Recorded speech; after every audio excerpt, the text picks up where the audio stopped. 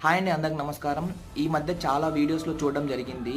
వైఎస్ఆర్ గారి విగ్రహాలు పగలగొట్టడమైనా, లేకపోతే వైఎస్ఆర్ గారి పేర్లున్న బోర్డులు ధ్వంసం చేయడమైనా గానీ, ఇది చాలా తప్పు. ఎందుకంటే మీకు ఏదైనా జగన్ గారి మీద కోపం ఉంటే జగన్ గారి మీద తిట్టండి, లేకపోతే ఆయన మీద ఏదైనా పోస్టులు చేయండి, లేకపోతే ఒకవేళ ఆయన గవర్నమెంట్‌లో ఏదైనా స్కామ్స్ చేసినట్టుంటే బయటికి తీసుకొచ్చి ఆయనకు జైలు పంపించడానికి ట్రై చేయండి.